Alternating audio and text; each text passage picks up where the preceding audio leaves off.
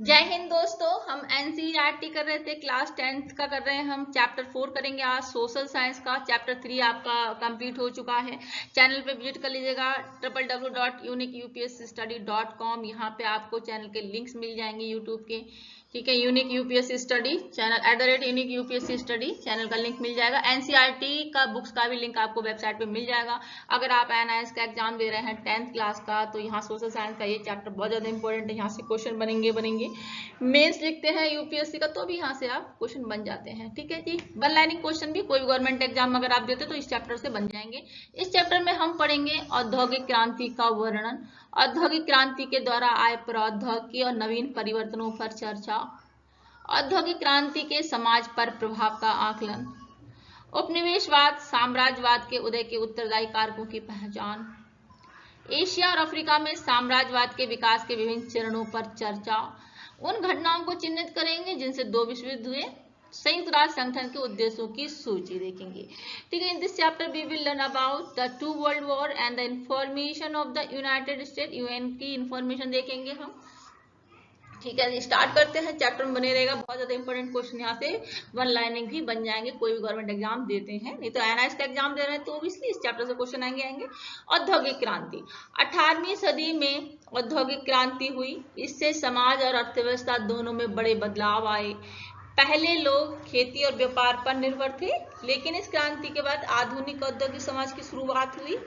सन 1750 से 1850 के बीच ब्रिटेन में बहुत परिवर्तन हुए। लोगों के जीवन, समाज और अर्थव्यवस्था में मशीनों और नई खोजों के कारण बड़ा बदलाव आया।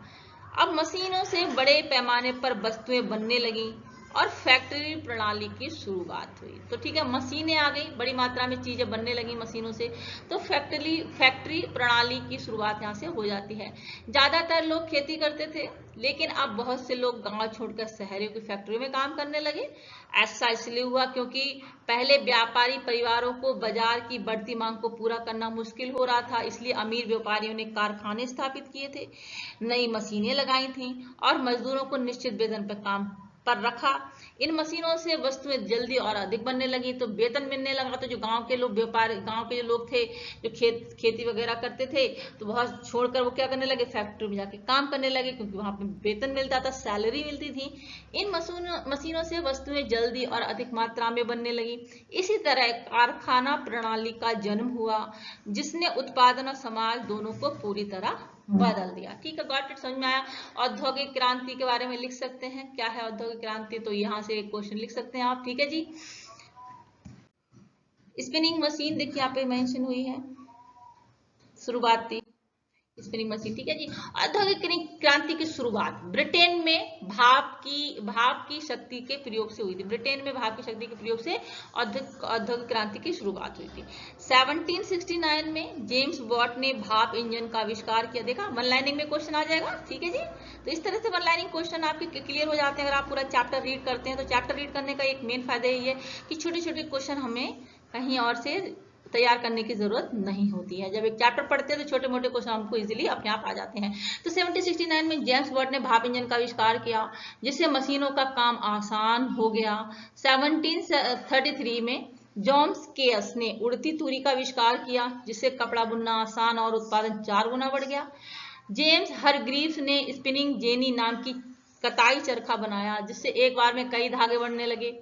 इस मशीन के बाद कपड़ा उद्योगों में तेजी से बढ़ा और उस समय का प्रमुख उद्योग बन गया। ब्रिटेन में कोयला और लोहे की प्रचुर मात्रा होने से उद्योग तेजी से बढ़े, क्योंकि ब्रिटेन में कोयला लोहे की भरपूर मात्रा होने से क्या हुआ, उद्योग तेजी से बढ़े। नहरों सड़कों का निर्माण हुआ, रेल और जहाजों का उपयोग शुरू हुआ, जिससे सामान का व्यापार बढ़ा, ठीक है। इंपोर्ट एक्सपोर्ट अच्छे से हो गया। जब रेल जहाज मतलब जब सुविधाएं हो गई, तो सामान की आवाजाही में मतलब सुविधा हो गई, आवाजाही कर सकते थे, सामान की व्यापार बढ़ा ऑब्वियसली। बाद में पेट्रोल इंजन और बिजली के आविष्कार का एक नया युग आया। बाद में क्या हुआ भाई, पेट्रोल इंजन है, बिजली के आविष्कार से क्या हुआ, बहुत बड़ा चेंज आया, ठीक है, नया युग का शुरुआत हुई। अब संसाधनों ने ब्रिटेन को एक औद्योगिक शक्ति बना दिया। क्या हुआ, बिजली से मशीनें चलने लगी, तो बिजली का आविष्कार एक बहुत बड़ी क्रांति थी, ठीक है। इन सभी संसाधनों ने ब्रिटेन को एक औद्योगिक शक्ति बना दिया, ठीक है। औद्योगिक क्रांति का असर पूरी दुनिया में महसूस किया गया। 1850 तक ब्रिटेन में ये क्रांति पूरी तरह फैल चुकी थी। अब समाज व उद्योग में बड़े परिवर्तन ला चुकी थी। गृह युद्ध के बाद अमेरिका में औद्योगिकरण शुरू हुआ। अब हम जानेंगे कैसे हुआ। तो गृह युद्ध के बाद अमेरिका में औद्योगिकरण कैसे हुआ वो हम जानेंगे। तो फिर हम अमेरिका का औद्योगिकरण कैसे हुआ ये हमको देखना है। इंग्लैंड में कृषि के कई क्षेत्र महत्वपूर्ण आविष्कार सुधार हुए।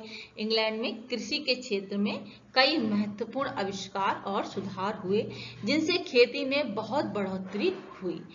जेथरो टूल ने बीज रोपण ड्रिल नामक मशीन बनाई।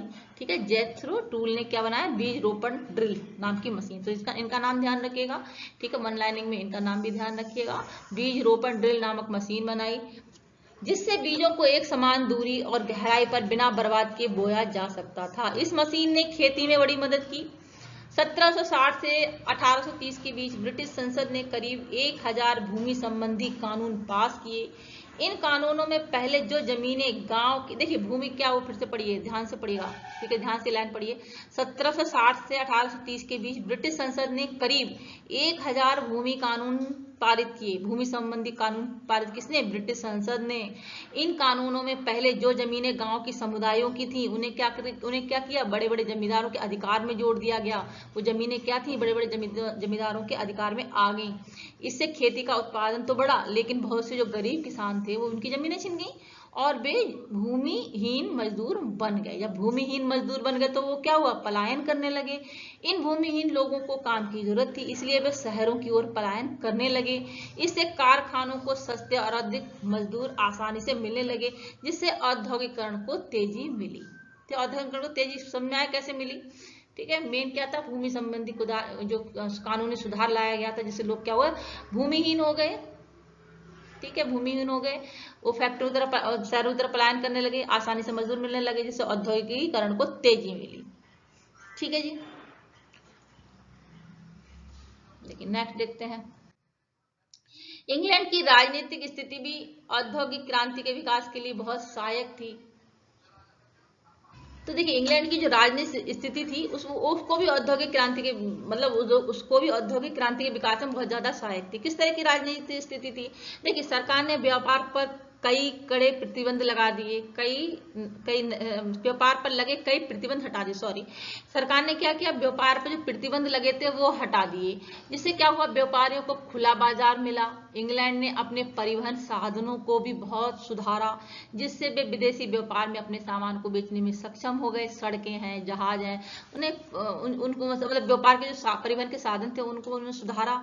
इंग्लैंड की जो ठीक है, इंग्लैंड जो था उन्होंने क्या किया, अपने परिवहन में सुधार किया, जिससे क्या हुआ, विदेशी व्यापार में वो सामान आसानी से जा सकता था, उनका सामान बेचने में वो सक्षम हो गए। तो राजनीतिक स्थिति एक कारण थी कि उन्होंने व्यापार पर प्रतिबंध हटा दिए, जिससे औद्योगिक क्रांति के विकास में बहुत ज्यादा सहायक सिद्ध हुआ। ये औद्योगिक विकास में तेजी मिली इस कारण से, क्योंकि विदेशी व्यापार में वो सामान बेचने में सक्षम हो गए, व्यापारियों को खुला बाजार मिल गया, क्योंकि प्रतिबंध हट गए। आई थिंक क्लियर हो गया होगा। ठीक है, यूरोप के कई देशों ने उस समय वाणिज्यवाद की नीति अपनाई थी। इस नीति में सरकार उद्योग व्यापार पर नियंत्रण रखती थी। इसका मुख्य सिद्धांत ये था। तो यूरोप के कई देशों ने उस समय क्या है, वाणिज्यवाद की नीति अपनाई थी। तो वाणिज्यवाद की नीति क्या थी, इस नीति में सरकार क्या करती थी, उद्योग और व्यापार पर नियंत्रण रखती थी। इसका मुख्य उद्देश्य क्या था, देश की ताकत उसके निर्यात ज्यादा और आयात कम होने पर निर्भर करती, मतलब इंपोर्ट ज्यादा होगा एक्सपोर्ट कम होगा, तो देश की ताकत उसी पर निर्भर करेगी, ताकत बढ़ेगी। यह नीति ये भी मानती थी कि किसी देश की संपत्ति उसके पास मौजूद सोना और चांदी की मात्रा पर निर्भर करती है।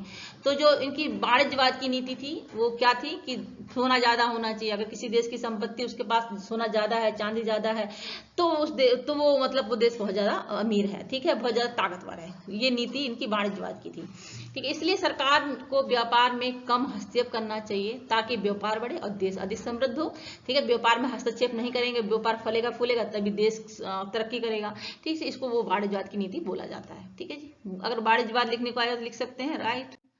वे कौन से कारण थे जिसने इंग्लैंड औद्योगिक क्रांति शुरू करने वाला पहला देश बना।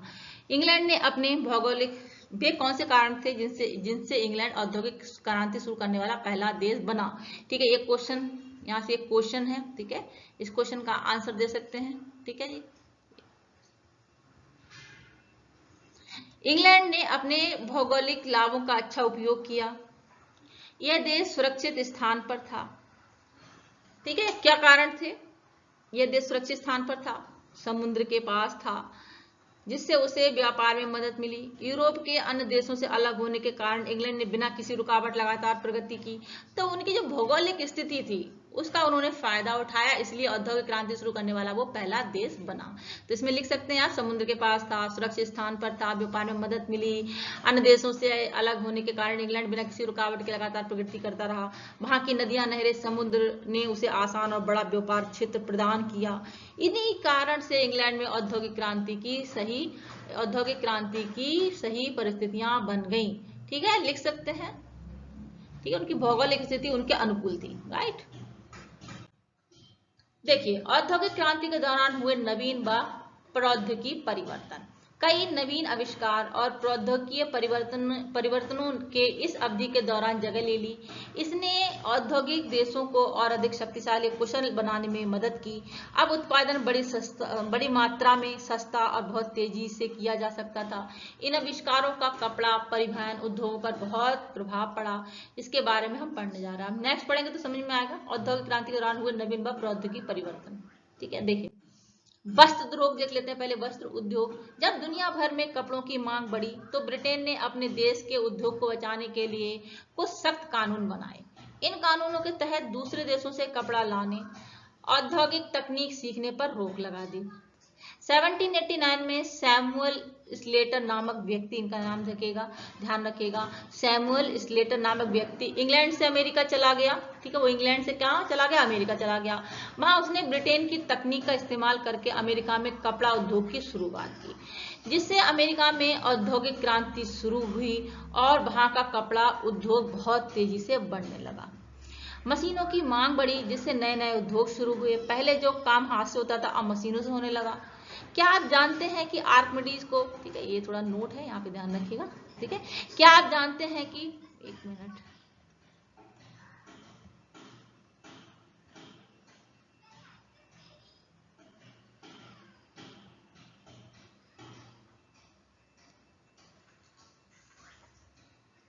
देखिए, अब कुछ देखते हैं हम। ठीक है जी, क्या आप जानते हैं कि आर्किमिडीज को गणनात्मक प्रणाली का पिता कहा जाता है? ठीक है जी, इन्होंने न्यूटन के सिद्धांतों को मशीन के जरिए समझाने की कोशिश की थी। सन 1779 में एक अंग्रेज बुनकर को, ठीक है, तो ये न्यूटन के बारे में था थोड़ा सा, और सन 1779 में एक अंग्रेज बुनकर ने एक नई मशीन बनाई। बाद में एडमंड कार्टराइट ने इसे पंप से चलाने वाली मशीन में बदल दिया, जिससे कपड़ा बनाने का काम आसान हो गया। ठीक है, काम और आसान हो गया। तो कपड़ा बनाने का मेन काम आसान किसने किया? एडमंड कार्टराइट ने। इन्होंने पंप से चलने वाली मशीन में बदल दिया था। ठीक है जी, अंग्रेज बुनकर ने एक नई मशीन बनाई। ठीक है जी, देखिए, 1779 में एक अंग्रेज बुनकर ने एक नई मशीन बनाई। बाद में एडमंड कार्टराइट ने इसे पंप से चलाने वाली मशीन में बदल दिया, जिससे कपड़ा बनाने का काम और आसान हो गया। भाप के इंजन के बारे में देखते हैं। देखिए, औद्योगिक क्रांति की सबसे बड़ी खोजों में से एक था भाप की शक्ति का भाप की शक्ति का विकास और उपयोग। पहले के औजार हाथ या जानवर से चलाए जाते थे, लेकिन अब मशीनों की संख्या बढ़ने लगी, इसलिए अधिक शक्ति की जरूरत पड़ी। सन 1705 में थॉमस न्यूकोमैन ने कोयला खदानों से पानी निकालने के लिए एक भाप इंजन बनाया था। तो इनका नाम विशेष ध्यान रखिएगा। सबसे पहले मेन तो इन्हीं का काम था, 1705 में इन्होंने स्टार्ट कर दिया था। थॉमस न्यूकोमैन ने कोयला खदान से पानी निकालने के लिए भाप इंजन बनाया था। लेकिन बाद में क्या हुआ, 1761 में जेम्स वॉट ने इस इंजन का डिजाइन में सुधार किया और उन्होंने ऐसा इंजन बनाया जो कम ईंधन में ज्यादा काम कर सके। तो इनका नाम आपने सुना होगा, जेम्स वॉट का नाम सुना होगा। तो ठीक है, मेन काम न्यूकोमैन का था, थॉमस न्यूकोमैन का था, लेकिन उन्होंने उसके डिजाइन में सुधार किया। जेम्स वॉट जी ने उनके डिजाइन में सुधार किया और एक ऐसा इंजन बनाया जो कम ईंधन में ज्यादा काम कर सके। 1761 में जेम्स वॉट ने, याद रहेगा। ठीक है, ये वन लाइनिंग क्वेश्चन में आ सकते हैं। तो भाप की इंजन के बारे में कोई लिखने को बोले तो लिख सकते हैं क्वेश्चन को। ठीक है जी, एटलीस्ट चैप्टर अच्छे से पढ़ेंगे तो चीजें हमको याद रहती हैं। ठीक है, एग्जाम में हम कुछ ना कुछ एटलीस्ट लिख के आ ही सकते हैं। राइट,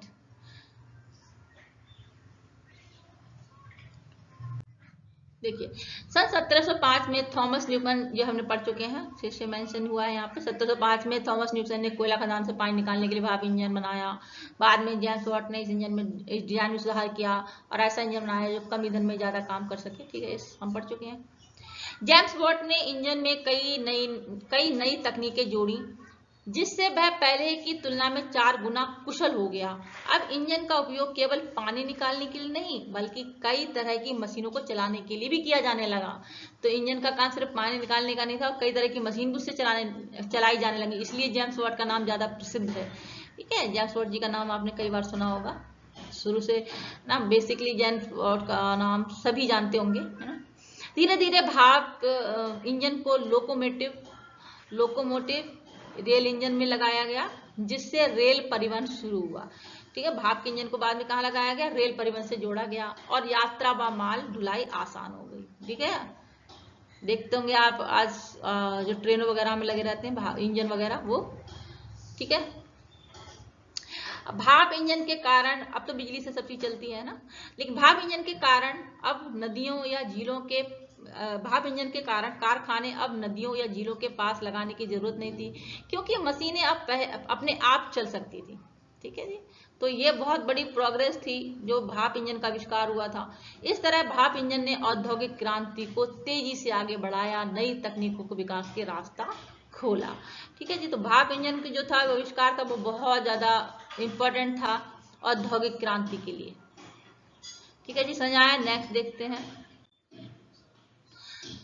कोयला, भाप, कोयला और लोहा। भाप इंजन और कोयला। देखिए जब भाप इंजन बना तो मशीनें चलने के लिए बहुत ऊर्जा की जरूरत हुई, है ना। भाप इंजन चलेगा तो उसका कुछ ना कुछ उसको ईंधन भी चाहिए होगा, इसलिए कोयला की मांग बढ़ी, क्योंकि कोयले से चलता था। अब तो सब चीजें बिजली से चलने लगी, पहले क्या कोयले से चलता था, जिससे भाप इंजन को चलाया जा सकता था। कोयले की मांग बढ़ी क्योंकि इससे भाप इंजन चलाया जा सकता था। कोयला खदानों में काम बहुत मुश्किल और खतरनाक था। वहां जानवर, आदमी, यहाँ तक कि बच्चे भी काम करते थे। बच्चों को अक्सर इसलिए रखा जाता था क्योंकि वे छोटे होते थे और खदानों के अंदर आसानी से जा सकते थे। काम की जगह बहुत खराब और दम घोटने वाली थी, जिससे मजदूरों को फेफड़े की बीमारियां हो जाती थी। तो ये एक नेगेटिव पॉइंट था, क्योंकि जब देखिए भाप का इंजन बना तो उनको शक्ति की जरूरत, मतलब इंजन चलाने के लिए ये ईंधन की जरूरत तो होगी, तो कोयला की मांग बढ़ी, तो खदानों में काम करने के लिए बच्चों को रखा जाता था ताकि वो आसानी से जा सकते थे। तो क्या हुआ, मजदूरों को फेफड़ों की बीमारियां वगैरह शुरू हो गई। कोयला खान में सुधार। देखिए बाद में कोयला निकालने के तरीकों में सुधार किए गए। सुरंगों में हवा आने जाने की व्यवस्था की गई और नए उपकरण बनाए गए। फिर भी मजदूरों की हालत बहुत कठिन रही। ठीक है, उनके हालात फिर भी बहुत कठिन थे, सही नहीं थी उनकी, फिर भी उनको जीवन को खतरा रहता था। लोहा उद्योग। भाप इंजन के साथ साथ लोहा उद्योग में भी बहुत बदलाव आए। सन 1709 में अब्राहम डार्बी नाम के व्यक्ति, इनका नाम ध्यान रखिएगा, 1709 में अब्राहम डार्बी नाम के व्यक्ति ने लकड़ी की जगह कोयला से लोहा गलाने का तरीका निकाला। अब जंगलों की कटाई कम हुई और कोयला बनाना सस्ता हुआ। बाद में हेनरी कोट ने 1784 में लोहा बनाने की एक नई प्रक्रिया शुरू की। ठीक है जी, देखिए बाद में हेनरी कोट ने 1784 में 1784 में लोहा बनाने की एक नई प्रक्रिया शुरू की, जिससे और बेहतर व मजबूत लोहा बनने लगा। इसे लोहा को बल्कनाइज्ड आयरन कहा गया। 1774 में जॉन बिल्किंसन ने एक ड्रिल मशीन बनाई। जॉन बिल्किंसन ने एक ड्रिलिंग मशीन बनाई, जिससे लोहे में छेद किया जा सकते थे। ठीक है, जिससे क्या था, एक ड्रिलिंग मशीन थी। ठीक है, ड्रिल मशीन सुना होगा आपने। एक ड्रिलिंग मशीन बनाई जिससे क्या हुआ, लोहे में छेद किया जा सकता था। इन सुधारों से लोहा ज्यादा मात्रा में बनने लगा। अब उसका इस्तेमाल मशीनें, खेती के औजारों, रेल इंजन, जहाज आदि में होने लगा। ठीक है जी, लोहा उद्योग का कोई लिखने क्या है तो आप लिख सकते हैं, राइट, लोहा उद्योग के बारे में। ठीक है, इनके नाम सबके ध्यान रखिएगा। अब्राहम डार्बी नामक व्यक्ति ने लकड़ी की जगह कोयला से लोहा गलाने का तरीका निकाला था, जिससे जंगलों की कटाई कम हुई, लोहा बनना सस्ता हुआ। ठीक है, ये सब चीजें लिख सकते हैं। ठीक है, नेक्स्ट देखते हैं। नतीजा देखिए यहाँ पे क्या है। कोयला लोहा दोनों ने औद्योगिक क्रांति की नींव रखी, ठीक है, ज्यादा औद्योगिक क्रांति की नींव इन्हें रखी, ठीक है, जिससे मशीनें बनना आसान हुआ। मतलब औद्योगिक क्रांति में तेजी आई, रेवोल्यूशन आया, इंडस्ट्रियल रेवोल्यूशन आया, ठीक है, क्योंकि क्या हुआ कि कोयला और लोहा अच्छी मात्रा में उपलब्ध होने लगे, खोज हो गई, ठीक है, तो औद्योगिक क्रांति में एकदम मतलब औद्योग में इंडस्ट्रियल रेवोल्यूशन की नींव रखी इसने, ठीक है जी। जिस इनसे मशीनें बनाना आसान हुआ, उत्पादन तेज हुआ और चीजें सस्ती मिलने लगी। इससे घरेलू और विदेशी व्यापारों में सामान की मांग पूरी होने लगी। तो मेन जो कोयला और लोहा का जो मतलब लोहा प्रचुर मात्रा में मिलने लगा और सुधार हुआ, तो इससे क्या हुआ, औद्योगिक क्रांति यहाँ से शुरू नींव रखी इसने, और क्या हुआ, घरेलू और बाजारों में सामान की मांग की पूर्ति होने लगी। तो एक रेवोल्यूशन आया, राइट, औद्योगिक क्रांति हुई, ठीक है। कोयला देखिए, कोयला, भाप इंजन, मशीन, उद्योग, विकास, डेवलपमेंट आया। कुल मिला के यहाँ पे लिख सकते हैं, इस तरह से डायग्राम बना सकते हैं, कोयला से भाप इंजन, फिर मशीनें, फिर उद्योग, फिर डेवलपमेंट, ठीक है, इस तरह से डायग्राम बना के भी लिख सकते हैं।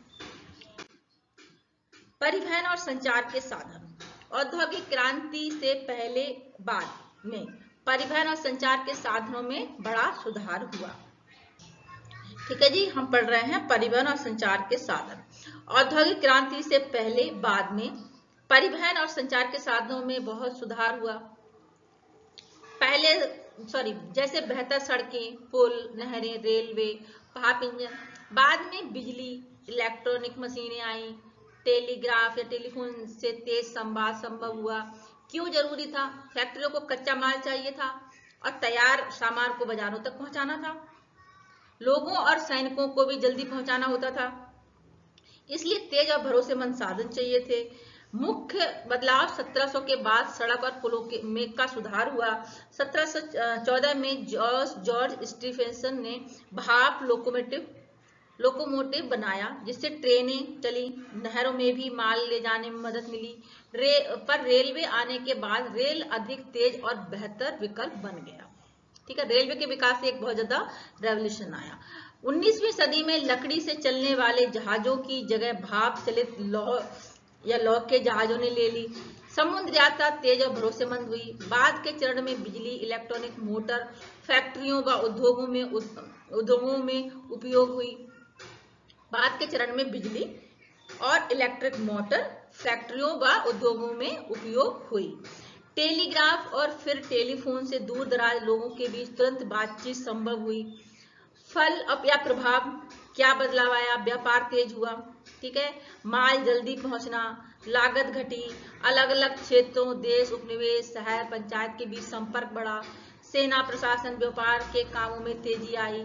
संचार के कारण सूचनाएं तुरंत फैलने लगी, जिससे दुनिया एक दूसरे के करीब आई, ठीक है जी। संचार का साधन बहुत ज्यादा, टेलीफोन वगैरह था तो बिल्कुल ही, ठीक है। अब तो मोबाइल फोन, इंटरनेट, क्या क्या है, ठीक है, ये तो सब हम द्वितीय विश्व युद्ध का पढ़ रहे हैं, सॉरी हम ये औद्योगिक का पढ़ रहे हैं, हम शुरुआती चीजें देख रहे हैं हम, ठीक है। अब तो बहुत ज्यादा डेवलपमेंट है। मध्य 19वीं शताब्दी के दौरान लकड़ी चलित जहाज की जगह भाप चलित जहाज ने ले लिया। इसके बाद लोहा जहाज समुद्र के पार यात्रा के लिए इस्तेमाल किया गया था। यद्यपि औद्योगिक क्रांति के पहले चरण में भाप पर निर्भर था, तो दूसरे चरण में बिजली पर निर्भर था। क्या आप जानते हैं कि माइकल फैराडे ने पहली इलेक्ट्रिक मोटर की खोज करने का गौरव प्राप्त था? ठीक है, ये वन लाइनिंग में आ सकता है, ठीक है जी। क्या आप जानते हैं कि माइकल फैराडे ने पहली इलेक्ट्रिक मोटर की खोज की है, उनको वो गौरव प्राप्त है, ठीक है। बिजली अब व्यापारिक रूप से उपलब्ध हो गई, कारखानों को चलाने के लिए इस्तेमाल किया जाने लगा था। परिवहन, व्यापारिक लेन देन और संचार में तेजी से, मतलब है कि सैनिक इकाइयों, कॉलोनियों, देशों, यहाँ तक कि आम लोगों के बीच तेजी से संपर्क बढ़ना। टेलीग्राफ और टेलीफोन के आविष्कार ने दुनिया में कहीं भी तुरंत संवाद संभव बनाया, तुरंत बातचीत कर सकते हैं कहीं भी। टेलीग्राफ और टेलीफोन के आविष्कार ने दुनिया में कहीं भी तुरंत संवाद संभव बनाया, ठीक है। जॉर्ज स्टीफेंसन का स्टीम इंजन देख सकते हैं। औद्योगिक क्रांति के प्रभाव। औद्योगिक क्रांति ने शहरी जनता के आंदोलन को प्रोत्साहित किया, जिससे एक शहरी समाज का जन्म दिया। श्रमिकों अब कार्यशाला या कारखानों के करीब रहते थे, जहां वे रोजगार के अवसर उनको मिलते थे, लेकिन कारखाना में काम करने की स्थिति दयनीय आवास, अस्वच्छता और स्वास्थ्य की स्थिति से दुखी थे। ठीक है, इनको स्वास्थ्य का थोड़ा इशू था। कारखाने के मालिक सिर्फ एक ही कारखाने के जो मालिक थे उनका एक ही मकसद था, लाभ कमाने के लिए बनाया गया था। उनको लाभ कमाना उनका मेन मकसद था, इसलिए वह श्रमिकों को लंबे समय तक के लिए कम मजदूरों पर काम करने के लिए मजबूर करते थे, कभी कभी 12 से 14 घंटे। ठीक है, महिलाओं और बच्चों को कम मजदूरी का भुगतान किया जाता था। ठीक है, आपने पॉलिटी पढ़ी होगी, मैंने पढ़ाई है पॉलिटी, आपने वीडियो देखे होंगे, तो ये सब चीजें भी मतलब बताइएगा, मेंशन करिएगा मुझे कौन कौन से आर्टिकल में सब चीजें आती हैं कि छोटे बच्चों को काम नहीं करा सकते। ठीक है, तो कारखानों में खराब हवादार, शोर, गंदा, नम और अंधेरे थे। क्या आपको लगता है कि लंबे समय के लिए ये स्थिति को जारी रखा जा सकता था? नहीं, लंबे समय तक जारी नहीं रखा जा सकता था। धीरे धीरे श्रमिकों ने अपनी ताकत का एहसास शुरू किया। ट्रेड यूनियनों ने बदलाव बनाया। एक आंदोलन कारखाने प्रणाली के अन्याय से श्रमिकों को बचाने के लिए शुरू किया गया। कई कानून काम करने लगे और रहने की स्थिति में सुधार के लिए तैयार किए गए थे। इसके बारे में हम और अधिक अगले भाग में पढ़ेंगे। देखिए, जब अत्याचार बहुत ज्यादा बढ़ जाता है तो आवाज उठाई ही जाती है, एक लिमिट तक ही कोई बर्दाश्त करता है, राइट। तो श्रमिकों ने क्या किया, फिर अब आंदोलन शुरू करती है। एक आंदोलन कारखाने प्रणाली के अन्याय से श्रमिकों को बचाने के लिए शुरू की गई, कारखाने आंदोलन। ठीक है जी, आए समझ में। नेक्स्ट देखते हैं। देखिए, साम्राज्यवाद और उपनिवेशवाद का उत्थान। पिछले भाग में औद्योगिक क्रांति के बारे में पढ़ा, जैसे कि पश्चिमी देशों में फैली थी। 19वीं सदी, ठीक है, 19वीं सदी की समाप्ति तक अधिकांश देशों में, यूरोपीय देशों में औद्योगिक क्रांति हो गई थी। पहले चैप्टर हम पढ़ चुके हैं। इन देशों में कच्चे माल और तैयार माल को बेचने के लिए एक बाजार की निरंतर आपूर्ति की जरूरत थी, इसलिए उन्होंने उन क्षेत्रों पर अपने नियंत्रण का विस्तार करना शुरू कर दिया जहां अभी औद्योगिकरण नहीं हुआ है। पूंजीपतियों को अब अपनी अधिशेष पूंजी निवेश के लिए नए स्थानों और नए उद्योगों की आवश्यकता थी। ठीक है, उनको अपना पैसा लगाना था, नई जगह इन्वेस्टमेंट करना था, क्योंकि उनके अपने देश और उनके पड़ोसी इलाकों में उनकी जरूरतें पूरी नहीं हो सकती थी, या किसी दूसरे देश की राजनीतिक और आर्थिक जीवन पर नियंत्रण और शासन की विस्तार देने की इस प्रक्रिया को साम्राज्यवाद के रूप में जाना जाता है। ठीक है, अब साम्राज्यवाद मतलब अपना अपना विस्तार फैलाना, एक देश दूसरे देश को कब्जा कर रहा है, शोषण कर रहा है, दबा रहा है। ठीक है जी, तो ऐसे शुरू हो गया, ये औद्योगिकरण के बाद ये सब चीजें शुरू हो गई। या सैन्य या अन्य संसाधनों के माध्यम से किया जा सकता था। उपनिवेशवाद का अर्थ है कि कॉलोनियों पर कब्जा, उन्हें अपने विजय अधीन करना, ठीक है, उन्हें जीत लेना, चाहे युद्ध द्वारा हो या अन्य किसी साधन से हो, मतलब कब्जा, एक दूसरे देश पर पूरा अपना प्रभुत्व जमा लेना। कच्चे माल, बाजार और पूंजी के निवेश के लिए साम्राज्यवादी देशों के अपने देश के बाहर भूमि को जीतने के लिए प्रेरित करने के नए स्थानों की जरूरत थी, मतलब नई जगह चाहिए थी उनको। साम्राज्यवाद की मुख्य विशेषता सैन्य विजय, राजनीतिक शासन के माध्यम से एक साम्राज्यवादी राष्ट्र द्वारा या किसी अन्य विधि द्वारा कॉलोनियों के आर्थिक प्रभुत्व पर अधिकार कर ले। उपनिवेश से धन और संसाधन का साम्राज्यवादी देशों के लिए निष्कासन हुआ। कॉलोनियों के हित साम्राज्यवादी देशों के हितों के अधीन थे। वह देश जो दूसरी भूमि के लिए युद्ध लड़ता था वह एक साम्राज्यवादी देश कहलाता था।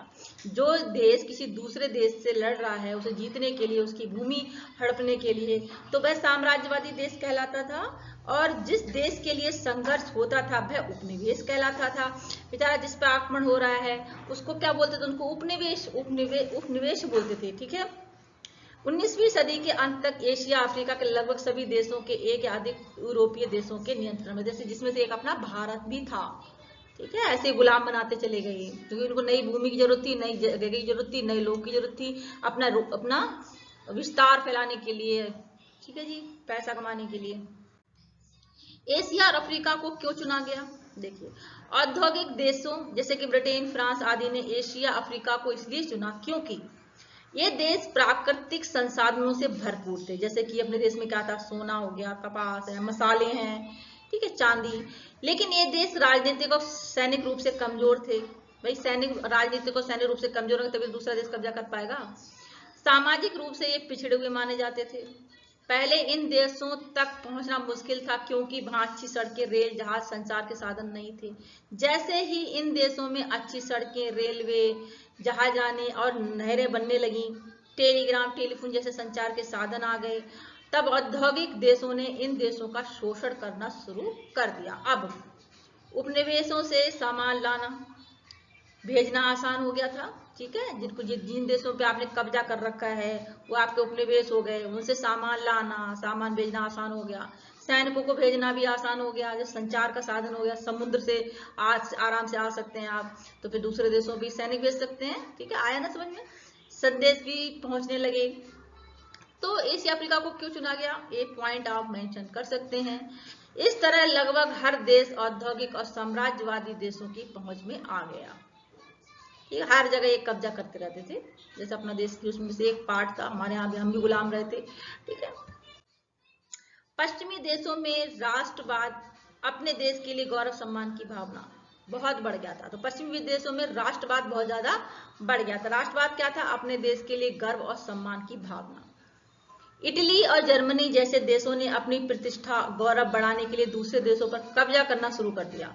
इटली और जर्मनी जैसे देशों ने क्या किया, अपनी प्रतिष्ठा और गौरव बढ़ाने के लिए दूसरे देशों पर कब्जा करना शुरू कर दिया। यूरोपीय लोगों को लगने लगा कि वे नस्ल के हिसाब से सबसे श्रेष्ठ है। उनको लगता था वो सबसे, जैसे गोरे सबसे श्रेष्ठ अपने आप, मतलब उनको ऐसा लगता था। उन्होंने एशिया और अफ्रीका के लोगों को पिछड़ा और असभ्य माना। उनका मानना था कि वे सभ्य लोग हैं, ये सब लोगों का कर्तव्य है कि वे पिछड़े लोगों को सभ्य बनाए। उनका ये मानना था कि जो गोरे थे उनका ये मानना था कि हम सभ्य हैं और हमारा कर्तव्य है कि हम पिछड़े लोगों को सभ्य बनाएं।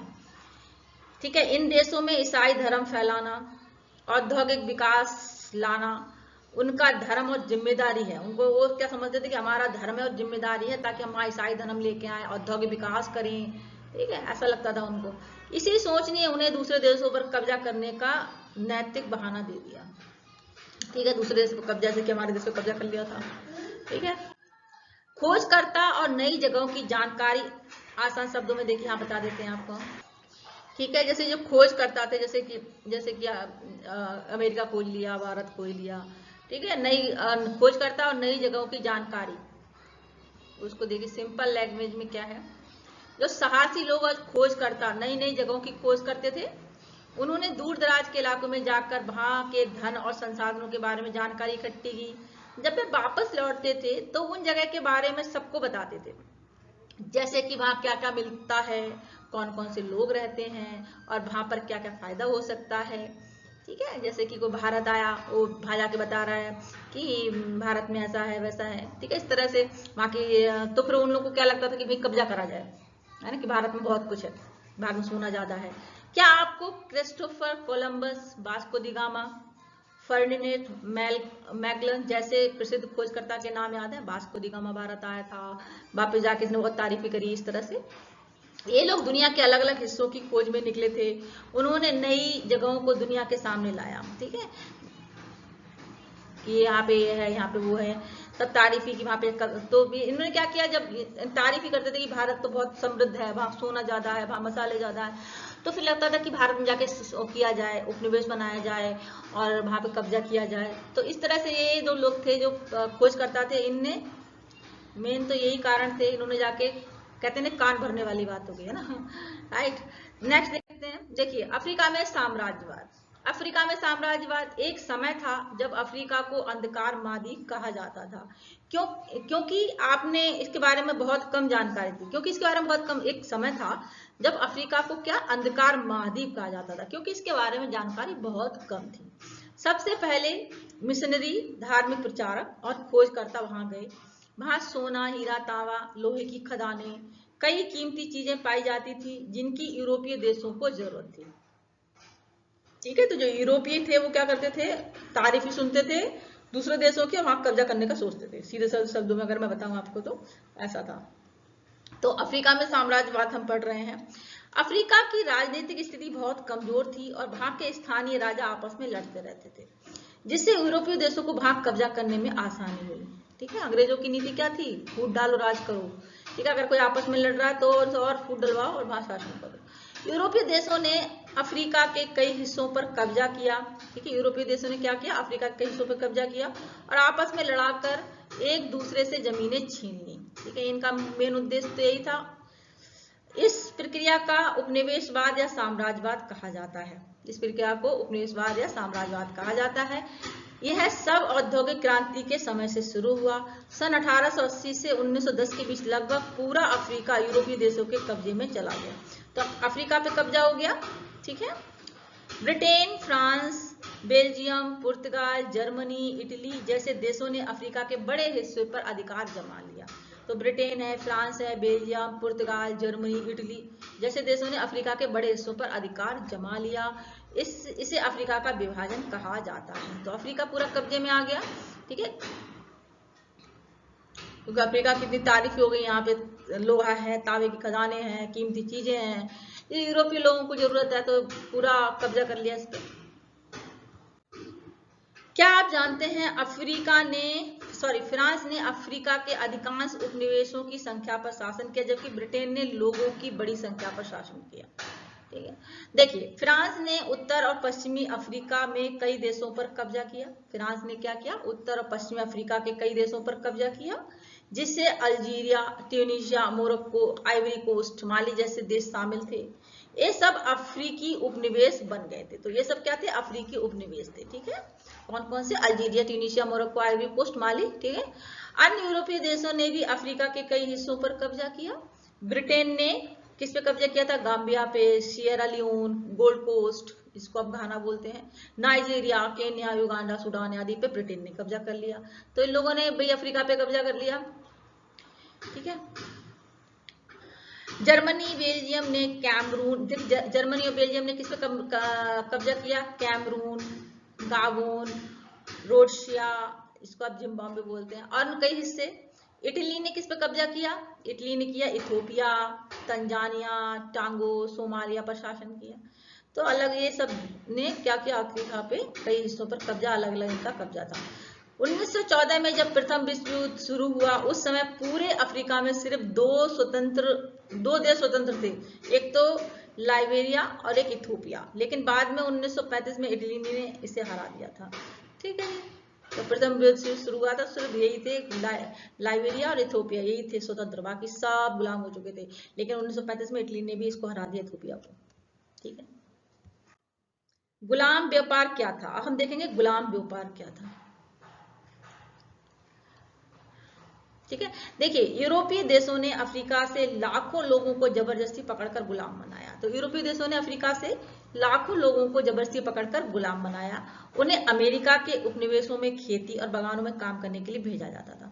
तो वो क्या करते थे, वहां से लेते थे और अमेरिका के उपनिवेशों में खेती पे लगा देते थे। मतलब यहाँ से गुलाम बना गए लोगों को जबरदस्ती पकड़ के ले जाते थे अफ्रीका से। ठीक है, और अफ्रीका से लाखों लोगों को जबरदस्ती पकड़ के ले जाया जाता था और अमेरिका में जाके छोड़ दिया, वहां खेती करवाई, बगानों में काम करवाया, मतलब गुलामों की तरह जिंदगी बिताते थे वो लोग। पुर्तगाल की राजधानी लिस्बन में एक नियमित गुलामों का बाजार चलता था। ठीक है, ये देखिए पुर्तगाल की राजधानी लिस्बन में एक नियमित गुलामों का बाजार चलता था। 1500 से लेके 1800 के बीच लगभग 15 लाख अफ्रीकी लोगों को पकड़कर बेचा गया।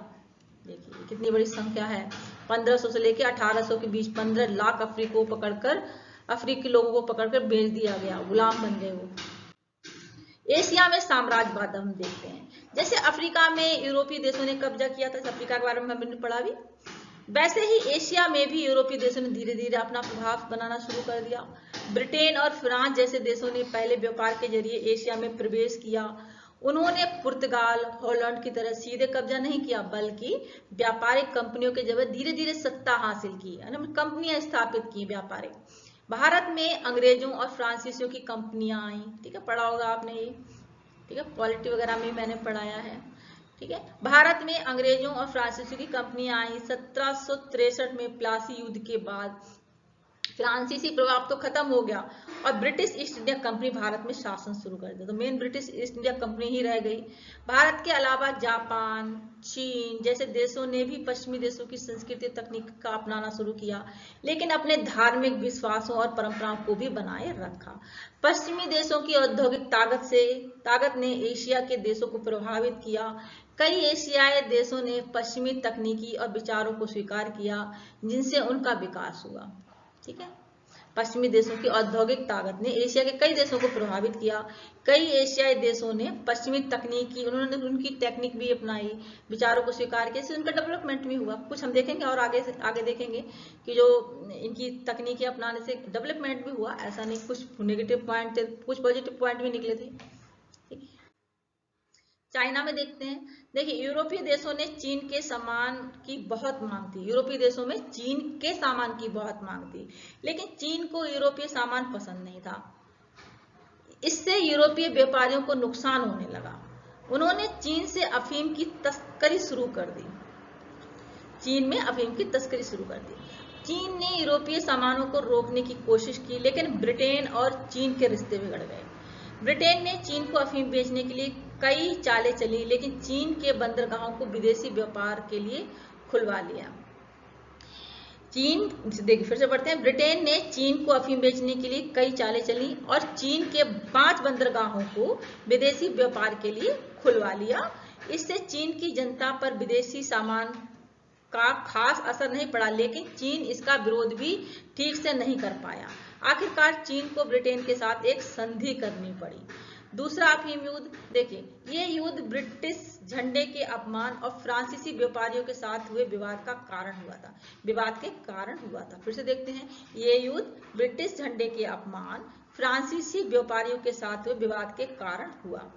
चीन को ब्रिटेन और फ्रांस दोनों से हार मिली और उसे फिर से संधि करने के लिए मजबूर होना पड़ा। चीन को ब्रिटेन और फ्रांस से दोनों से हार मिली और उसको फिर से संधि करनी पड़ी। बक्सर विद्रोह और चीन का विरोध, बक्सर विद्रोह और चीन का विरोध। बक्सर विद्रोह चीन के ईसाई मिशनरियों और विदेशी ताकतों के बढ़ते प्रभाव के खिलाफ एक संगठित विरोध था। ये विरोध चीन के शोषण के खिलाफ चीनी लोगों का गुस्सा था।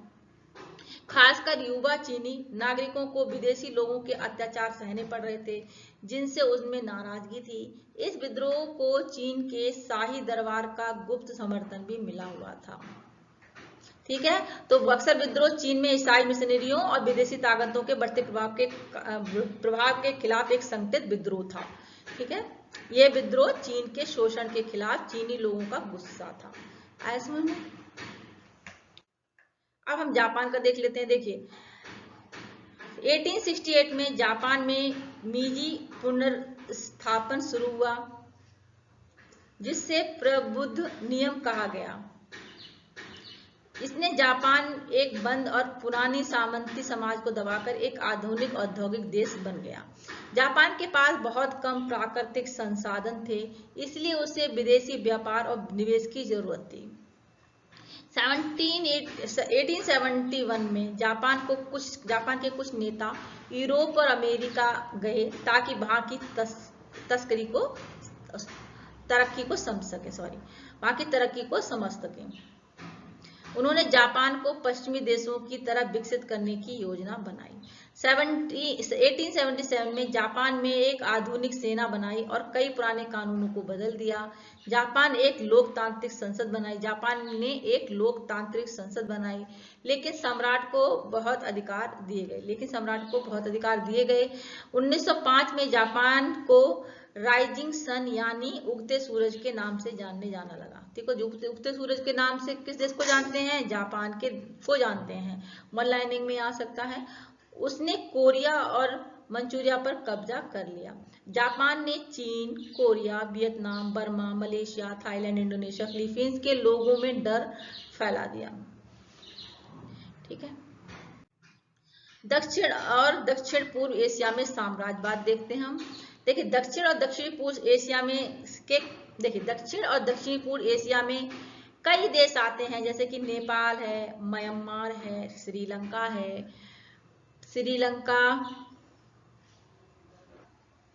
ये मलाया मतलब मलेशिया, सिंगापुर, भारत, चीन, थाईलैंड और फिलीपींस। तो दक्षिण और दक्षिणी पूर्व एशिया में कौन कौन से देश, मतलब कई देश आते हैं, जिनमें क्या मतलब में कुछ क्या है, देखिए Nepal, Myanmar, Sri Lanka, Malaysia, Singapore, Bharat, चीन, थाईलैंड और फिलीपींस।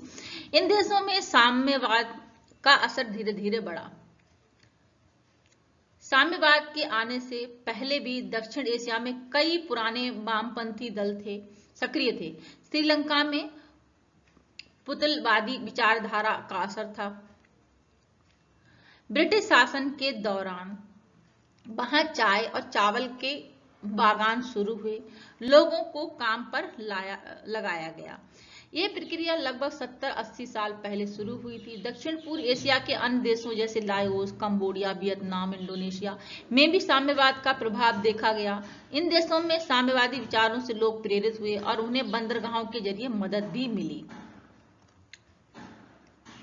देखिए, साम्यवादी क्या है, मतलब ये कम्युनिज्म क्या है? कम्युनिज्म एक ऐसी राजनीतिक आर्थिक विचारधारा है जिसमें समाज में संपत्ति, धन और उत्पादन के जो साधन है, जैसे जमीन, फैक्ट्री, मशीनें, सब साझा माने जाते हैं, मतलब सबके हैं, यानी किसी एक व्यक्ति का निजी स्वामित्व नहीं है। तो ये जो भावना थी, इन देशों में साम्यवाद का असर धीरे धीरे बढ़ा। कौन कौन से देश? Nepal, Myanmar, Sri Lanka, Malaysia, Singapore, Bharat, चीन, थाईलैंड, फिलीपींस, ठीक है। तो जैसे लाओस, कंबोडिया, वियतनाम, इंडोनेशिया, साम्यवादी प्रभाव देखा गया। तो ठीक है, कम्युनिज्म पता है क्या क्या है? दोबारा बता दूं मैं। संपत्ति, धन, उत्पादन का जो साधन है वो सबके साझा माने जाते हैं, किसी एक का नहीं। कम्युनिज्म का मतलब होता है, कम्युनिज्म का मतलब होता है सबके लिए बराबरी, ना कोई अमीर ना कोई गरीब, हर व्यक्ति अपनी क्षमता के अनुसार काम करे, अपने जरूरत के अनुसार चीजें पाए। ठीक है, आई थिंक समझ में आया होगा। तो इन देशों में साम्यवाद देखा गया, दक्षिण एशिया में। ये साम्राज्यवाद के प्रभाव। अब देखिए, साम्राज्यवाद के प्रभाव देखते हैं हम। साम्राज्यवाद ने एशिया, अफ्रीका के इतिहास में एक महत्वपूर्ण भूमिका निभाई। ठीक है, साम्राज्यवाद क्या? अपने साम्राज्य को फैलाना, कब्जा करना दूसरे देश पे। उन्होंने एशिया अफ्रीका के कई देशों के धन, कच्चे माल, अपने औद्योगिक माल की बिक्री के लिए इनके बाजारों का बहुत फायदा उठाया। इन कॉलोनियों की अर्थव्यवस्था को नष्ट कर दिया। नस्लीय भेदभाव की उनकी नीति ने लोगों को अपने स्वयं के रूप में पूरी तरह से उनके आत्मविश्वास, सम्मान को खो दिया। आप भारत पर अगले कुछ सबक में इसके बारे में और अधिक पढ़ा होगा। ठीक है, इस थोड़ा सा यहाँ पे मिसप्रिंटिंग है। ठीक है, भारत के बारे में हम लोगों ने पढ़ा है। ठीक है जी, नस्लीय भेदभाव वगैरह, साम्राज्यवाद का प्रभाव हमारे भारत पर था। ठीक है, साम्राज्यवाद का सकारात्मक प्रभाव देखिए क्या है। साम्राज्यवादी शासन का उपनिवेशों पर कुछ सकारात्मक प्रभाव भी पड़ा, जैसे मतलब जो देश गुलाम है, जैसे मान भारत का उदाहरण ले लीजिए। ठीक है, हमारा मतलब हम उपनिवेश हैं, अगर हम गुलाम हैं तो हमारा मतलब कुछ सकारात्मक प्रभाव भी हमारे ऊपर क्या थे, जैसे कि रेल लाइन थी, हमको मिला रेल लाइन, नहरों, टेलीग्राफ, टेलीफोन तथा परिवहन तथा संचार की शुरुआत होगी भारत में। इसने राजनीतिक चेतना, मतलब ये तो अंग्रेजों ने अपने फायदे के लिए रेल वगैरह किया था ताकि वो सामान को इधर से उधर पहुंचा सकें, लेकिन हमको ही फायदा मिला लॉन्ग टर्म में। ठीक है, इसने राजनीतिक चेतना और राज्यों में राष्ट्रवाद की भावना का विकास करने के लिए नेतृत्व किया। आधुनिक शिक्षा और विज्ञान को विकसित करने के बाद वे अपनी स्वतंत्रता प्राप्त करने में सफल हुए। 20वीं सदी में मानव इतिहास में किसी अन्य अवधि की तुलना में अधिक वैज्ञानिक खोजों और आविष्कारों को देखा गया। तो 20वीं सदी में मानव इतिहास में किसी अन्य अवधि की तुलना में, मतलब कोई और दूसरी अवधि को 19वीं अवधि शताब्दी देखा जाए, 18वीं, तो उससे अगर देखा जाए उसके परिप्रेक्ष्य में, तो 20वीं शताब्दी में मानव इतिहास में अन्य अवधि की तुलना में अधिक वैज्ञानिक खोजों और आविष्कारों को देखा गया। ये भाव चलित जहाजों के साथ शुरू हुआ था। अंतरिक्ष में मानव यात्रा, चांद पर उतरने और पाठ्यक्रम के कंप्यूटर के नेटवर्क के साथ समाप्त हो गया। ठीक है, दुनिया त्वरित संचार और तेजी से परिवहन के साथ सिकुड़ गया। ठीक है, देखिए दुर्भाग्य से पूरी दुनिया को साम्राज्यवादी प्रतिद्वंद्विता और आर्थिक उद्देश्य ने प्रभावित किया। इसने यूरोपीय देशों के बीच तनाव, 2 विश्व युद्धों में अमेरिका और जापान को उलझाया। अब हम विश्व युद्ध पढ़ेंगे दोस्तों। ठीक है, साम्राज्यवादी कॉलोनियों पर एक विनाशकारी प्रभाव पड़ा। उपनिवेश, देखिए साम्राज्यवाद कॉलोनियों पर एक विनाशकारी प्रभाव पड़ा। सेकंड, उपनिवेशियों के स्वदेशी उद्योग बर्बाद हो गए। मतलब क्या है, जो साम्राज्यवाद फैला था उससे क्या हुआ, उपनिवेशों का स्वदेशी व्यापार, मतलब उनका खुद का व्यापार उद्योग था, वो तो बर्बाद ही हो गया, क्योंकि वो किसी के अंडर में, किसी दूसरे देश के अंडर में आ गए। ठीक है, उपनिवेशों के प्राकृतिक संसाधनों को बेरहमी से शोषण हुआ। मतलब अगर आप किसी देश के गुलाम हैं, जैसे भारत का उदाहरण ले लीजिए, तो अपने जो प्राकृतिक संसाधन थे उनका शोषण हो गया। ठीक है, सभी उपनिवेशों की कृषि व्यवस्था को गंभीर रूप से विकृत किया गया, खराब कर दिया गया। चीन का प्रभाव के क्षेत्रों में विभाजित किया गया था। चीन का प्रभाव के क्षेत्रों में विभाजित किया गया था और अंतर्राष्ट्रीय व्यापार के लिए खोल दिया गया था। तो चीन को अंतर्राष्ट्रीय व्यापार के लिए खोल दिया गया था। अफ्रीका, लाइबेरिया, इथियोपिया को छोड़कर शेष की पूरी यूरोपीय देशों के बीच विभाजित किया गया था। मतलब अफ्रीका, लाइबेरिया और इथियोपिया को छोड़कर शेष को पूरी यूरोपीय देशों में विभाजित किया गया था। ठीक है। अफ्रीकियों का बड़ी संख्या में दास के रूप में बेचा गया था, जो कि मैंने पढ़ा था। अफ्रीकी लोगों को दास बनाया गया था बड़ी संख्या में। ठीक है। दक्षिण अफ्रीका में सफेद समुदाय ने त्वचा के आधार पर बीमार अश्वेतों का इलाज किया। उसे नस्ली भेदभाव या रंगभेद कहा गया। देखिए, भारत में अंग्रेज व्यापारियों के रूप में आए थे, लेकिन शासक बन गए। उन्होंने हमारी समृद्ध अर्थव्यवस्था को नष्ट कर दिया। भारत जो कपड़ा का एक निर्यातक था, तैयार कच्चे माल और माल के निर्यातक का एक खरीदार बन गया। ठीक है। भारत क्या था? कपड़े का एक निर्यातक था तैयार कच्चे माल और माल के निर्यातक का एक खरीदार बन गया। ठीक है। इसके अलावा भारी कराधान ने जनता की गरीबी का नेतृत्व किया। ठीक है। बहुत ज्यादा कराधान हो गया, लोग कर्जे के नीचे दब गए। अब हम पढ़ेंगे प्रथम विश्व युद्ध। ठीक है। यहाँ से प्रथम विश्व युद्ध पढ़ेंगे हम। देखिए, प्रथम विश्व युद्ध, औद्योगिकरण, उपनिवेशवाद और समाजवाद के कारण यूरोपीय देशों में एशिया और अफ्रीका की संपत्ति को लेकर जबरदस्त होड़ शुरू हो गई। तो देखिए, प्रथम विश्व युद्ध पढ़ रहे हैं हम। औद्योगिकरण, उपनिवेशवाद या समाजवाद के कारण यूरोपीय देशों में एशिया, अफ्रीका की संपत्ति को लेकर जबरदस्त होड़ शुरू हो गई। ये होड़ 19वीं सदी के अंत तक और तेज हो गई, जब इन क्षेत्रों में उपनिवेश खत्म होने लगे। देशों के बीच अविश्वास और दुश्मनी इतनी बढ़ गई कि कोई समझौता संभव नहीं। 1914 में यूरोप में तनाव इतना बढ़ गया कि वह युद्ध में बदल गया। उसी साल ऑस्ट्रिया के राजकुमार की हत्या हुई थी। मेन ये कारण आप कई बार देखेंगे। ठीक है। ऑस्ट्रिया के राजकुमार की हत्या हुई, जिसने यूरोप की राजनीति को हिला दिया। इस घटना ने इतिहास में कई मिथक और कहानियों को जन्म दिया। पहली बार युद्ध का कारण संधि प्रणाली बना, जिसने राजनेता, नौसेना और सेनाएं शामिल थीं। इस युद्ध में आधुनिक हथियारों का इस्तेमाल हुआ। सैनिकों की संख्या बहुत ज्यादा थी। यह युद्ध पूरी दुनिया में फैल गया और इतिहास को बदल कर रख दिया। इस युद्ध ने यह सिखाया कि कोई एक घटना नहीं, बल्कि घटनाओं की एक श्रृंखला ने हालात को इतना बिगाड़ा कि 1914 में युद्ध शुरू हो गया। इंग्लैंड, फ्रांस, जर्मनी जैसे देशों के बीच साम्राज्यवादी प्रतिस्पर्धा, यानी ज्यादा उपनिवेश पाने की होड़। तो इंग्लैंड है, फ्रांस है, जर्मनी है, इनमें क्या है? साम्राज्यवादी प्रतिस्पर्धा थी, कौन आगे निकल जाए। ठीक है। यानी ज्यादा उपनिवेश पाने की होड़ थी। ज्यादा से ज्यादा देशों को गुलाम बना लें, कहने का मतलब सीधे सिंपल लैंग्वेज में। पहले के युद्ध सिर्फ कुछ इलाकों को जीतने के लिए होते थे, लेकिन जब उपनिवेशों का बंटवारा हो गया तो देशों को लगा कि अब उनके पास फैलने की जगह नहीं बची। उन्हें डर है कि उन्हें युद्ध की तैयारी करने पर मजबूर कर दिया। उन्हें फिर से पढ़ते हैं। इस डर से उन्हें युद्ध की तैयारी करने पर मजबूर कर दिया। इस डर से वो क्या है? युद्ध की तैयारी में लग गए। ठीक है जी। मतलब ज्यादा उपनिवेश पाने की होड़ थी।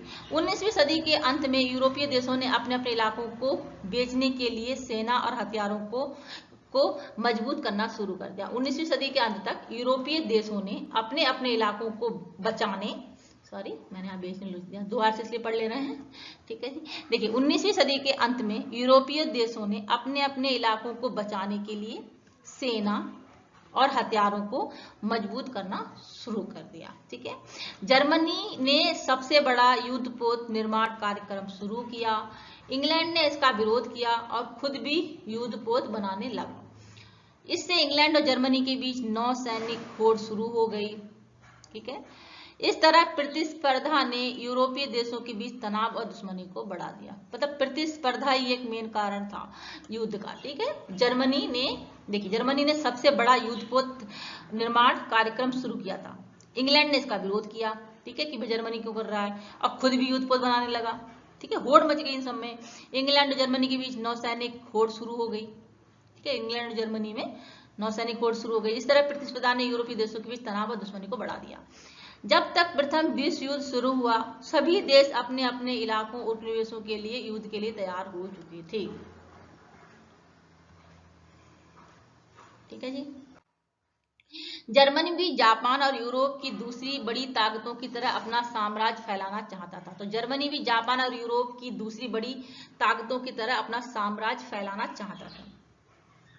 ठीक है, तो जर्मनी भी क्या चाहता था? जर्मनी भी जापान और यूरोप की दूसरी ताकतों की तरह अपना साम्राज्य फैलाना चाहता था। तो जर्मनी अपना साम्राज्य फैलाना चाहता था। उसने त्रिपोली जो तुर्की के अधीन था पर कब्जा करने की इच्छा जताई जर्मनी ने। फ्रांस ने मोरस्को को अपने नियंत्रण में लेने की कोशिश की। रूस की नजर ईरान पर थी। 1905 में जापान ने रूस को युद्ध में हरा दिया। तो 1905 में जापान ने रूस को युद्ध में हरा दिया, जिससे उसकी ताकत और महत्वाकांक्षा बढ़ गई। ऑस्ट्रिया की दिलचस्पी उस्मान साम्राज्य में थी।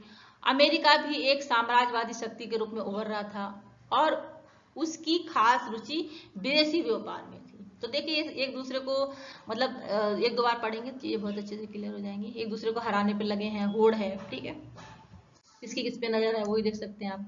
गठबंधन की प्रक्रिया। यूरोप में कई देशों के बीच लंबे समय तक झगड़े और टकराव होते रहे। इन टकरावों को बचाने और अपनी ताकत को बढ़ाने के लिए देशों ने मित्र देशों के साथ गठबंधन करना शुरू कर दिया। दो बड़े गुट बने। तो देखिए दो बड़े गुट कौन से थे? एक था ट्रिपल अलायंस, जिसमें क्या थी? जर्मनी थी, ऑस्ट्रिया थी और इटली। जर्मनी, ऑस्ट्रिया, इटली ने 1882 में मिलकर ये गठबंधन बनाया। मकसद था विरोधी ताकतों को काबू करना। तो ये तीन देश एक हो गए, जर्मनी, ऑस्ट्रिया, इटली। और दूसरा ग्रुप था आपका ट्रिपल एंटेंट, जिसमें इंग्लैंड, रूस और फ्रांस। ठीक है, पहले में क्या है? Germany, Austria, Italy. दूसरे में क्या है? इंग्लैंड, रूस, फ्रांस ने 1907 में यह समझौता किया कि ये भी एक ताकतवर गुट बनाएंगे। तो दो गुट हो गए, पहला गुट जर्मनी, ऑस्ट्रिया, इटली, दूसरा ग्रुप इंग्लैंड, रूस, फ्रांस। ठीक है, इसके बाद क्या हुआ? ये दोनों गुट एक दूसरे के विरोधी बन गए। ठीक है, सभी देशों को डर था कोई उन पर हमला ना कर दे, इसलिए उन्होंने हथियार बनाना शुरू कर दिया। इससे यूरोप में तनाव और डर का माहौल बन गया। जब एक देश युद्ध में कूदता तो उसके साथ दूसरा गुट शामिल हो जाता। इस तरह से पूरा यूरोप युद्ध में फंस सकता था, फंस गया। ठीक है जी। पान स्लाव आंदोलन और बाल्कन राजनीति, ये क्या है? देखिए बाल्कन क्षेत्र क्या है? यह पूर्वी यूरोप का एक हिस्सा है जिसमें ग्रीस, रोमालिया, बुल्गारिया, सर्बिया, मॉन्टेनेग्रो जैसे छोटे छोटे देश शामिल हैं। ठीक है, तो बाल्कन क्षेत्र क्या है? ये पूर्वी यूरोप का एक हिस्सा है जिसमें कौन कौन से देश हैं? ठीक है, वाले देश शामिल हैं। पहले ये देश तुर्की के सम्राट के अधीन थे।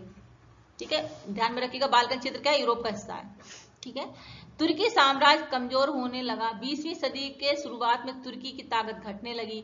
तो पहले ये किसका अधीन थे? तुर्की के सम्राट के अधीन थे। यूरोप का बाल्कन क्षेत्र जो था तुर्की के सम्राट के अधीन था। तुर्की साम्राज्य कमजोर होने लगा। 20वीं सदी के शुरुआत में तुर्की की जो है ताकत घटने लगी।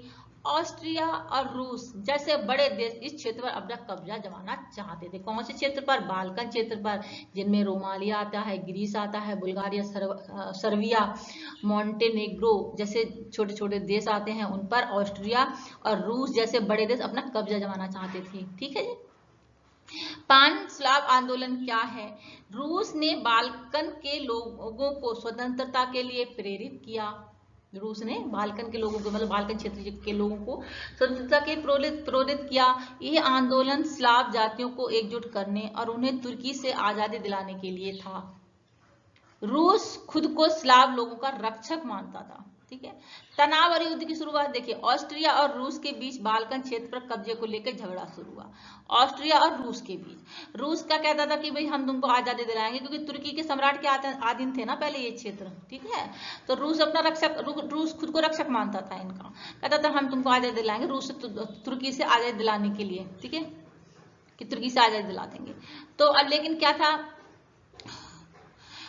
तनाव और युद्ध की शुरुआत देखिए। ऑस्ट्रिया और रूस के बीच बाल्कन क्षेत्र के कब्जे को लेकर झगड़ा हो गया। मतलब रूस खुद कब्जा करना चाहता था बाल्कन क्षेत्र पर।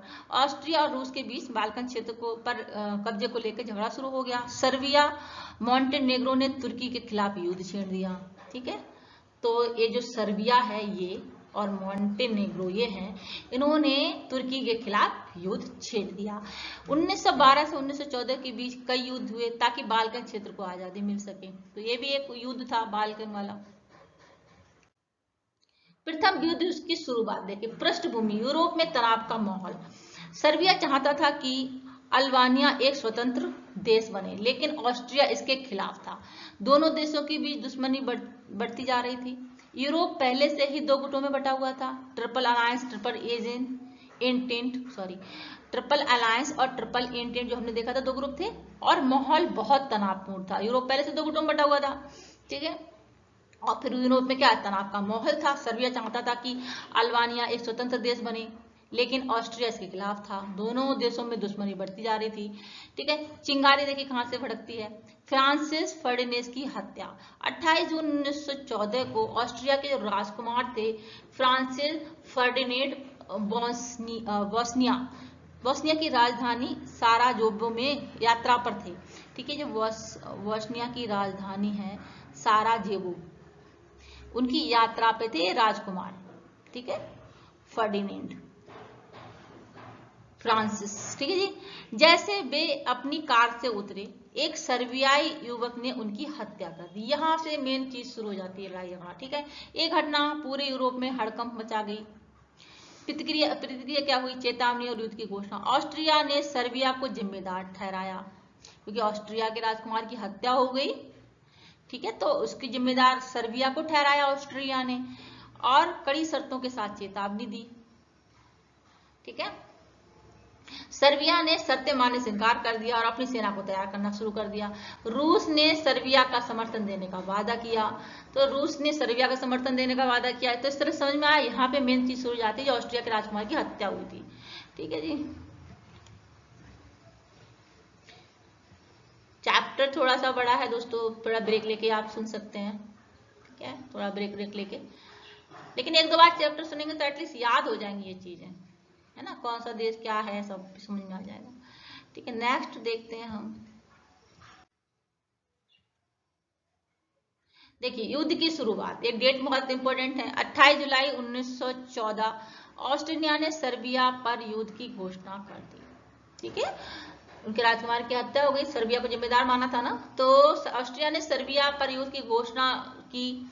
1 अगस्त 1914 जर्मनी ने रूस पर युद्ध छेड़ दिया। 3 अगस्त 1914 जर्मनी ने फ्रांस पर भी हमला कर दिया। जर्मनी ने रूस पर युद्ध छेड़ दिया, जर्मनी ने फ्रांस पर हमला कर दिया, ठीक है।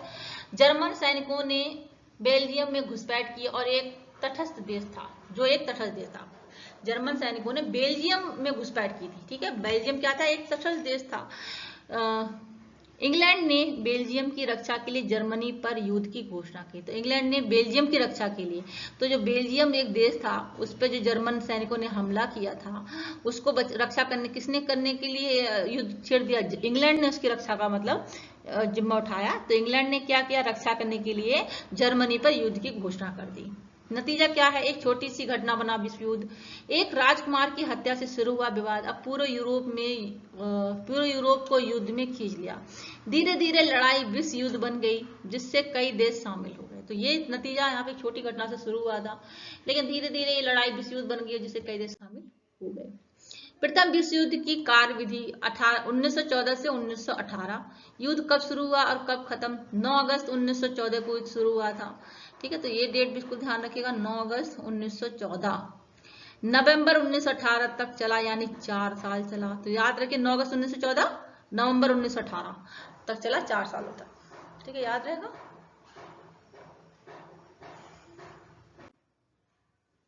युद्ध के दौरान क्या क्या हुआ? देखिए महत्वपूर्ण लड़ाइयां, 1914 मारने की लड़ाई, 1916 सोम की लड़ाई, ज्यूटलैंड की लड़ाई, समुद्री युद्ध।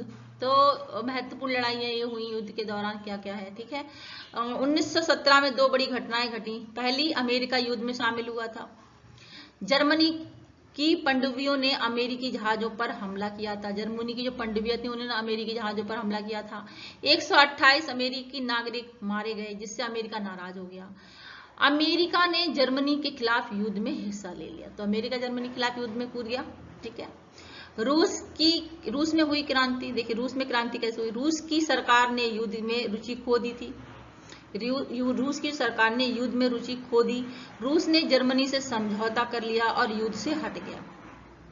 ठीक है, तो रूस ने जर्मनी से समझौता कर लिया, युद्ध से हट गया वो। युद्ध में इस्तेमाल हुए हथियार, टैंक, हवाई जहाज, मशीन गन, तोप, जहरीली गैस आदि का प्रयोग हुआ। लगभग 10 लाख सैनिक मारे गए। प्रथम विश्व युद्ध का अंत और रूस की क्रांति। रूस की क्रांति और युद्ध से हटना। रूस की क्रांति और युद्ध से हटना। 1917 में रूस में अक्टूबर क्रांति हुई थी। क्रांतिकारी नेता लेनिन ने कहा कि युद्ध बंद होना चाहिए। लेनिन की सरकार 1918 में जर्मनी से शांति संधि कर ली और युद्ध से हट गया। युद्ध से हट गई। 1918 में जर्मनी से शांति संधि कर ली और युद्ध से हट गई मतलब ये हट गया ये रूस ना। ठीक है। अन्य देशों का आत्मसमर्पण। फरवरी 1918 में जर्मनी कमजोर पड़ने लगा। बुल्गारिया और तुर्की ने सितंबर और अक्टूबर में हार मान ली। 3 नवंबर 1918 को ऑस्ट्रिया ने भी आत्मसमर्पण कर दिया। तो इस तरह से खत्म हुआ युद्ध और वहां के आंदोलन और वहां जनता ने आंदोलन शुरू कर दिया और सम्राट को हटना पड़ा। जर्मनी में बदलाव। जर्मनी में भी विरोध हुआ और सम्राट विलियम ने इस्तीफा दे दिया। जर्मनी को गणराज्य घोषित कर दिया गया, रिपब्लिक घोषित कर दिया गया। नई सरकार ने 11 नवंबर 1918 को युद्ध खत्म होने के लिए समझौता किया। युद्ध में इस्तेमाल हथियार। इस युद्ध में विमान, मशीन गन, जहरीली गैस, टैंक, पनडुब्बी जैसे नए हथियारों का प्रयोग हुआ। नई रणनीतिय तकनीकी सामने आई। युद्ध में लाखों लोगों की जान ले ली। प्रथम विश्व युद्ध और तात्कालिक परिणाम देख लेते हैं। देखिए प्रथम विश्व युद्ध के दुनिया की सबसे विनाशकारी और भयावह घटनाओं के रूप में देखा जाता है। निर्दोष नागरिकों सहित 1 लाख लोगों को उनके जीवन से हाथ धोना पड़ा। अधिकांश यूरोपीय देशों में बड़े पैमाने पर संपत्ति नुकसान हुआ। कुल खर्च $180 अरब के चौंका देने वाले आंकड़े का अनुमान लगाया जाता था गया है मतलब जिसके परिणाम स्वरूप अधिकांश देशों की अर्थव्यवस्था टूटने लगी। चारों तरफ सामाजिक तनाव, बेरोजगारी, गरीबी फैल गई। जनवरी से जून 1919 के बीच मित्र देश की शक्तियां वर्साई के महल में सम्मेलन में मिले थे।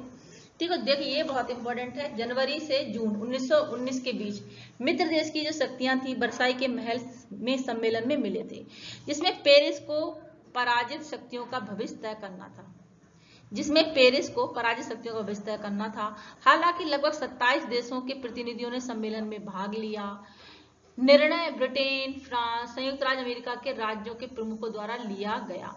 रूस को बाहर रखा गया और पराजित शक्तियों को इसमें भाग लेने की अनुमति नहीं थी। मित्र राष्ट्रों ने पराजित शक्तियों के साथ विभिन्न संधियों पर हस्ताक्षर किए थे।